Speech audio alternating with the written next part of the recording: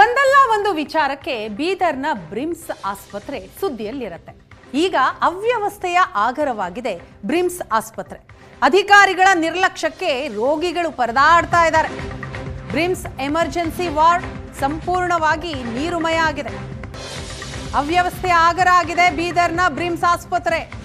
ಇಲ್ಲಿಗೆ ಬರುವಂತಹ ರೋಗಿಗಳ ಪಾಡು ಕೇಳೋರೇ ಇಲ್ಲ.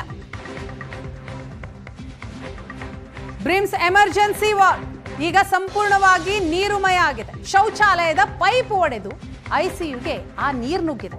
ಸರ್ಜಿಕಲ್ ಕ್ರಿಟಿಕಲ್ ಕೇರ್ ಯೂನಿಟ್ ನಲ್ಲಿ ರೋಗಿಗಳು ಪರದಾಡ್ತಾ ಇದ್ದಾರೆ. ದೃಶ್ಯದಲ್ಲಿ ನೋಡ್ತಾ ಇದ್ದೀರಿ. ಇದು ಎಮರ್ಜೆನ್ಸಿ ವಾರ್ಡ್. ಹೇಗಿದೆ ನೋಡಿ ಪರಿಸ್ಥಿತಿ. ನೀರ್ ಲೀಕ್ ಆಗ್ತಾ ಇದೆ, ಅದನ್ನ ಸರಿ ಮಾಡ್ತಾ ಇಲ್ಲ. ಪೈಪ್ ಸರಿಪಡಿಸ್ತಾನೆ ಇಲ್ಲ ಸಿಬ್ಬಂದಿಗಳು. ಎಷ್ಟೊಂದು ದಿವ್ಯ ನಿರ್ಲಕ್ಷ್ಯ. ಬ್ರಿಮ್ಸ್ 6ನೇ ಮಹಡಿಯಲ್ಲಿ ಈ ಪರಿಸ್ಥಿತಿ. ನೀರು ನಿಂತಿದೆ, ಆದರೂ ಕೂಡ ಅದನ್ನ ಸರಿ ಮಾಡಿಸ್ತಾ ಇಲ್ಲ, ಸ್ವಚ್ಛಗೊಳಿಸ್ತಾ ಇಲ್ಲ ಬ್ರಿಮ್ಸ್ ಆಸ್ಪತ್ರೆಯ ಸಿಬ್ಬಂದಿಗಳು. 5 ತಿಂಗಳಿನಿಂದ ಸಂಬಳ ಇಲ್ಲ ಅಂತೆ. ಹಾಗಾಗಿ ನೀರು ಕ್ಲೀನ್ ಮಾಡಿಲ್ಲ. ನಾವು ಕೆಲಸ ಮಾಡಲ್ಲ, ನಮ್ಗೆ 5 ತಿಂಗಳಿಂದ ಸಂಬಳ ಬಂದಿಲ್ಲ ಅಂತ ಸಿಬ್ಬಂದಿಗಳು ಹೇಳ್ತಿದ್ದಾರೆ.